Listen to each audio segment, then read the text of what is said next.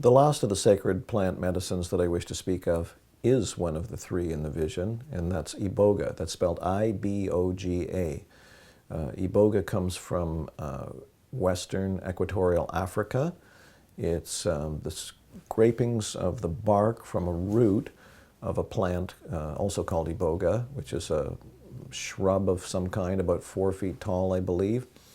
It, like many of these other plants, also has an ancient history of human use. Apparently the people from the region say that they got it from the pygmies of the region.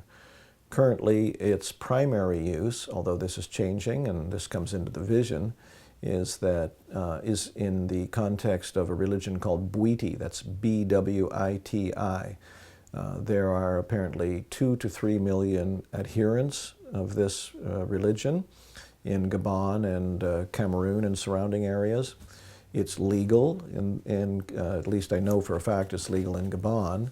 And in fact, their recently deceased President Omar Bongo referred to it as a national treasure. In the information I've come upon, the Buddhists are also saying that they understand this vision and that they're inviting the world to get to know this medicine. The reason I left it till last is because I haven't had any personal experience with it. I've never taken the medicine. I only know about it through research and also a recent interview that I did with 2 iboga ceremony leaders from England who are in fact in North America now doing ceremonies. And this was actually a great surprise to me and an encouraging one because of the vision. I was wondering, yes, it's there in Africa, but few people know about it. How is it going to be part of this vision? Now, iboga is also an incredible medicine and a plant, quite different in the way that it's used from ayahuasca and peyote and some of the other medicines. In the Bwiti religion, and indeed these 2 gentlemen from England are doing a similar kind of a thing, it's typical that someone take the plant only once, take what's called a full effective dose only once in their whole lives. And as I understand it from this information, the reason for that is because what it does, and the ceremony is going to go on for perhaps 3 days, so this is a major undertaking.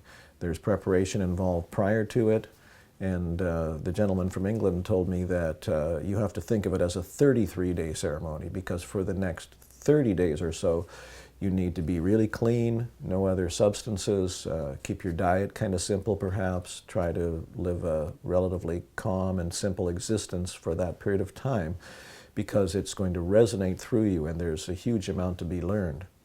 So what actually happens, now this is sort of more in the modern context, but it does parallel to a large degree the way that the Buddhists use it, as I understand, is that you take a huge amount of the medicine and it's with you for 24 hours or more.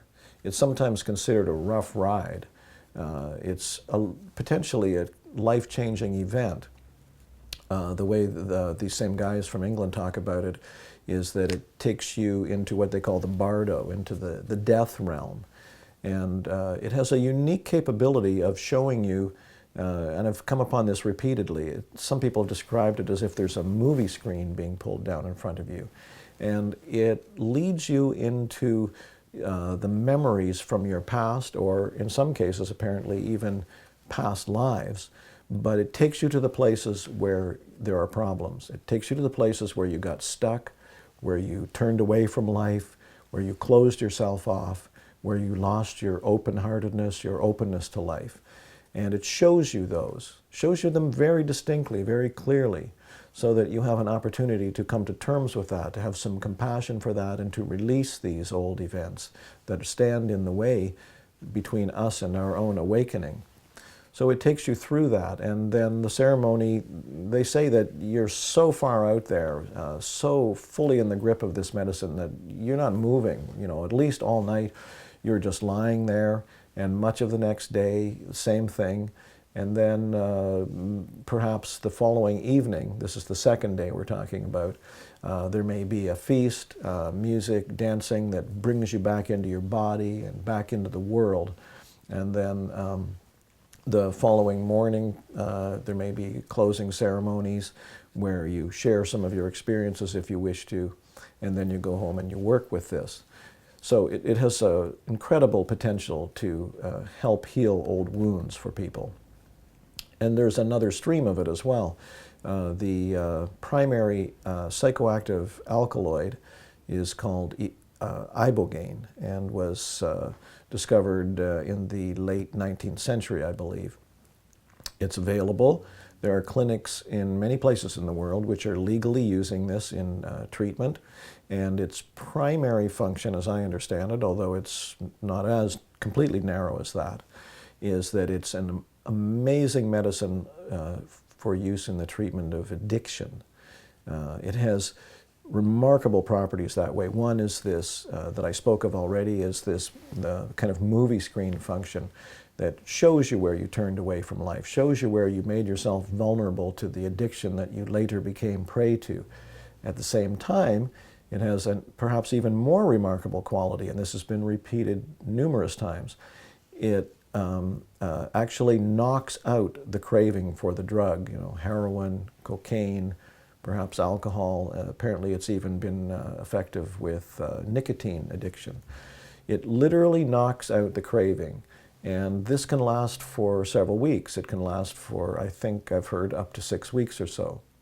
And during that period of time, it's then said that the person has a window of opportunity to regain a taste for living, to relearn the art of living. It may require radical changes in the person's life. If you've reached a point where you've burned all your bridges and are only living with other people that lived a lifestyle like the one you were in, you may have to leave that altogether. You may need a lot of counseling and therapeutic support during that period of time. But it's said to be the window of opportunity for breaking from that old pattern. So yet another remarkable medicine, and as I say, part of the vision for having an important role in the consciousness transformation. One thing I think that is really important to understand about working with these medicines, we speak about the ritual context as being extremely important. Another element of it is to come with intention. This may be said to be the distinction between casual or recreational use of these substances and the kind of use that's going to be really effective for changing lives and changing minds. In the ayahuasca world, they speak of coming to the medicine with intention, but not expectation. So you don't have a narrow view of how the medicine is going to work with you. Ayahuasca, for example, I consider it to be extremely brilliant and creative that way. It's not going to answer you perhaps in the way that you expect. It may come at it from a completely unexpected angle. And the answers, so to speak, if you want to call them answers, are not necessarily right there in your face at that time. The first time I went to a Native American church ceremony and ate the peyote medicine, the elder who was running the ceremony said to me, "You're going to have 6 months worth of material to work with here." So again, I just want to stress that coming into work with these plants with intention, and this ties into prayer as well. This is why partly why I spoke about prayer earlier, that prayer is about intention. So coming in with a prayer and intention to these medicines is a very valuable and important thing to think about. So in this little collection of talks, I've spoken about how we humans and perhaps the planet itself have reached a time of what you might call crisis and transformation. I've spoke about the potential for healing on the outer and inner levels, and I've spoken about 3 particular practices or methods of creating inner transformation that can be the foundation for the work that we do in the outer world. Those, of course, again, are meditation practice, in particular simple mindfulness awareness practice, prayer, especially as understood in the indigenous cosmos, and the use of sacred plant medicines. The meditation practice, extremely valuable practice for those, for example, who are working with the plant medicines. It grounds those powerful experiences and helps keep the channels open. The prayer is a way of understanding what our minds are capable of doing, how our intentions and our heartfelt prayers can actually impact the material world, and how we can manifest our best visions on this planet. The sacred plant medicines, I want to stress again, are not for everybody, but they have the potential of being of huge benefit to human beings if done wisely, carefully, with good intention, clear intention, and ideally in carefully arranged ritual contexts. The bottom line, so to speak, the summation of all of that is that we are capable of waking up. Buddhist teachings are very clear on that. That is our natural state. We're capable of waking up, and however we do it, we have that ability and we can do it, and one might say we need to do that now at this time. The Spirit is calling us. We're ready. Let's work on it together. Thank you.